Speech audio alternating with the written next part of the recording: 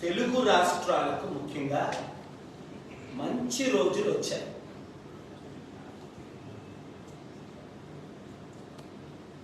తెలంగాణ ముఖ్యమంత్రి Revanth Reddy garu global peace and economic summit, ఏ summit కొరకైతే గద్దరన్న, మల్లు రవి, హనుమంతరావు గారు, అనేకులు, వర్షే గారు, చీఫ్ సెక్రటరీస్ ఫైట్ చేశారు. ఆ సమిట్ అక్టోబర్ 2, 2024 హైదరాబాద్లో చేయటానికి వారు ఒప్పుకున్నారు. అలాగే దేశ విదేశాల నుంచి ప్రెసిడెంట్లు, ప్రధానమంత్రులు, ప్రెసిడెంట్లు, ముఖ్యంగా బిలియనీర్స్, కుబేర్లు మళ్ళా నేను తీసుకురావడానికి ముఖ్యమంత్రి గారు వారిని హోస్ట్ చేయడానికి సమిట్ని హైదరాబాద్కు ఒప్పుకోవడం, అది ప్రతి ఒక్క తెలుగు బిడ్డకి గర్వపడవలసిన విషయం. ప్రతి నిరుద్యోగి ఆత్మహత్యలు చేసుకోకండి, ప్రతి రైతు ఊహించని రీతిలో అప్పుడు నేను బిల్ క్లింటన్ చంద్రబాబు నాయుడు కలు హైదరాబాద్ వెళ్ళంటే Bill Clinton American president Hyderabad వచ్చాడు. నేను చెప్తే బిల్ గేట్స్ గారు రండి నాతో పాటు ఢిల్లీ అంటే వచ్చారు. ఇలాంటి వందల మంది బిలియనీర్లు, మిలియనీర్లు చంద్రబాబు నాయుడు గారు 95లో ముఖ్యమంత్రి కాకముందు 81 నుంచి 95 వరకు తీసుకొచ్చాను. 95 నుంచి 2004 వరకు మరలా తీసుకొచ్చాను. 2005 జూలై 5ని సోనియా గాంధీ గారు ఏ పీస్ మిషన్ క్యాన్సిల్ చేశారో, 2007 జూన్ 8ని ఏ సమిట్ అయితే క్యాన్సిల్ చేశారో, Gandhi King Paul centre United Nations headquarters రావడం, సంవత్సరానికి లక్షల కోట్లు, అది ఇప్పుడు నా తమ్ముడు ముఖ్యమంత్రి రేవంత్ రెడ్డి ఒకటే అన్నారు స్లోగన్, రాజశేఖర రెడ్డి గారిని, చంద్రబాబు నాయుడు గారిని, కేసీఆర్ గారిని 16 ముఖ్యమంత్రులు పాట్లో వేసి కుక్ చేస్తే, వండితే ఎవరు బయటకు వస్తాడో ఆయనే హీరో రేవంత్ రెడ్డి. నేను కొంతమంది కాంగ్రెస్ నాయకులకు వార్నింగ్ ఇస్తున్నా, మీరు కూడా ఎన్టీ రామారావుకి వెన్నుపోట పొడిచినట్టు రేవంత్ రెడ్డికి వెన్నుపోట పొడిచి ముఖ్యమంత్రి అవ్వాలని ఒక నలుగురు ప్రయత్నిస్తున్నారు. గుండె గీసేస్తా, పైకి పంపించేస్తా, ఒళ్ళు దగ్గర పెట్టుకుని ఉండండి. ఎవడైనా జంపు జిలానీలా 100 కోట్లు 1000 కోట్లు ఇచ్చి ఇంకో ఈ పార్టీలో చేరమని మీరు చేరారా, మీ ఇంటికి వచ్చి మీ ఇల్లు తగలబెట్టేస్తారు కుర్రాలు. యూత్ రెచ్చిపోయి ఉన్నారు ఈ మంచి రోజుల కొరకు. 1500 మంది అమరవీరులు ప్రాణం పెట్టారు. ఈ బంగారు తెలంగాణ, దరిద్ర అప్పులు తెలంగాణ, కేసీఆర్ గారిని, కేటీఆర్ గారిని నేను మనవి చేస్తున్నా, మీరు కూడా ఈ జంపు జలాన్ని మీ పార్టీలో చేర్చుకోవడానికి ప్రయత్నించకండి. ఎందుకంటే ఉన్నారు వాళ్ళు, ఎవరో నాకు తెలుసు, వాళ్ళ పేర్లు రాహుల్ గాంధీ గారికి కూడా చెప్పాను నేను, వీళ్ళు దొంగలు, వీళ్ళు మంచోళ్ళు అని. ఇప్పుడు రాష్ట్రం, దేశం బాగుపడాలి, అది మనకు ఒకటే గోల్. ఎస్, నేను విశాఖపట్నం ఎంపీగా పోటీ చేస్తున్నాను. విశాఖపట్నం ఓటర్స్ 18 లక్షల మందికి గొప్ప సదవకాశం. ఎందుకంటే ఇప్పుడున్న ప్రతి ఒక్కరు, పేరు చెప్పవలసిన లేదు, అది చంద్రబాబు నాయుడు, జగన్మోహన్ రెడ్డి, పవన్ కళ్యాణ్, మోదీకి తొత్తులు అయిపోయారు. చిరంజీవి మరలా పద్మ విభూషణకు అమ్ముడు పోయాడు. రాజ్యసభ యూపీ నుంచి ఇస్తే బీజేపీలో చేరి క్యాంపెయిన్ చేస్తాడట. అలాంటి బ్రతికే కట్టే చావే మేలని అపోస్తుండైన పౌల్ అన్నాడు చిరంజీవి. 2008లో పార్టీ పెట్టి 2011లో కాంగ్రెస్ కి ఒక మంత్రి పదవికి నువ్వు కాపులందరినీ 18% ఓట్లు అమ్మేశావే.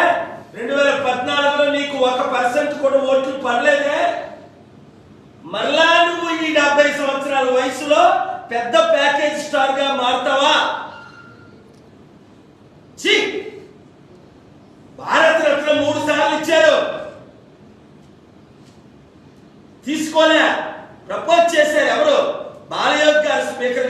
ఉండేటప్పుడు, ఎర్రమనాయుడు గారు మంత్రిగా ఉండేటప్పుడు, బీజేపీ తరఫున వైస్ ప్రెసిడెంట్ షెకావత్ గారు 7 సార్లు నోబెల్ పీస్ ప్రైజ్ 3 సార్లు ఇస్తే వద్దన్నారు. నాకెందుకు నోబెల్ పీస్ ప్రైజ్లు, భారత రత్నలు? తిండి లేని వారికి తిండి. ఈరోజు చూడండి రేవంత్ రెడ్డి గారు ఎంత చక్కగా ఎవరో తీయించారట, ఆ లేడీ ఆ చిన్న దుకాణం పెట్టుకుంటే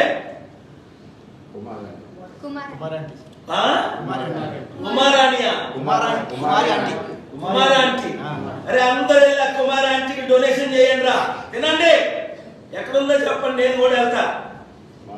అలాంటి మంచివారిని మనం సపోర్ట్ చేయాలి సరికదా.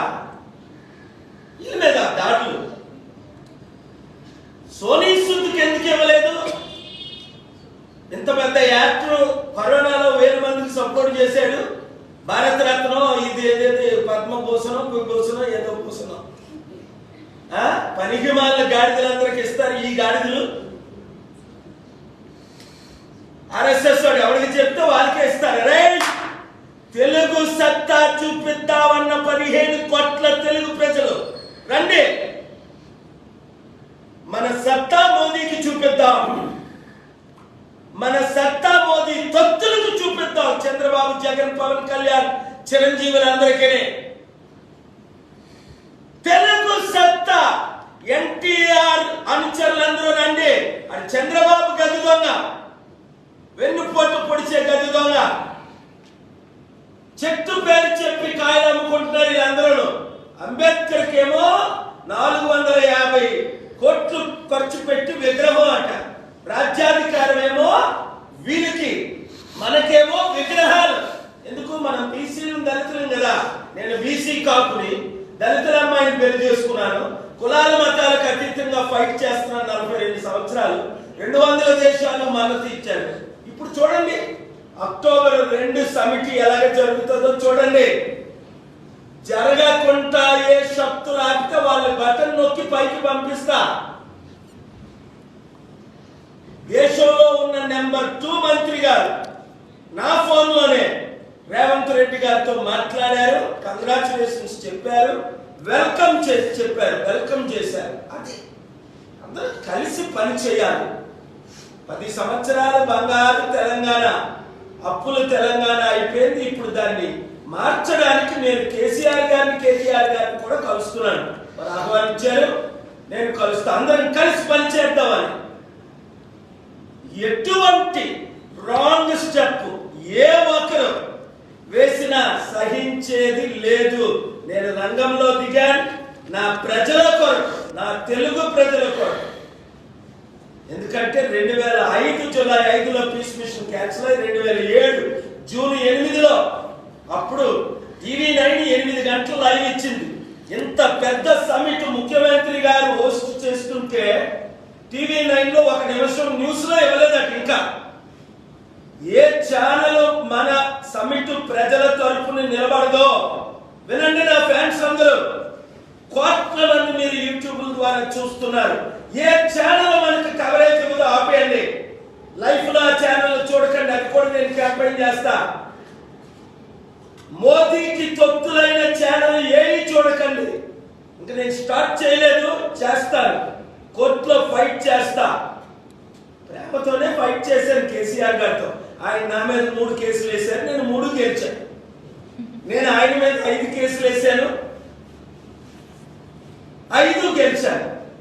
సమిట్ ఉన్నప్పుడు కోర్టు నుంచి ఆర్డర్ తెచ్చుకున్నాను. అక్టోబర్ 2, నవంబర్ 14 సిబిఐ ఆర్డర్ తీసుకొచ్చాం ఆ 4 ఎమ్మెల్యేల మీద. కామారెడ్డి రైతుల గురించి ఫైట్ చేసాం, ఆర్డర్ తీసుకొచ్చాం. సెక్రటరియట్ ఆయన పుట్టినరోజును ఓపెన్ చేయకూడదు అనుకున్నాం, ఆర్డర్ తీసుకొచ్చాం. ఇలా ప్రతిదీ ఆర్డర్స్ కోర్టులు ఉన్నాయి మనకి. Thank you very much.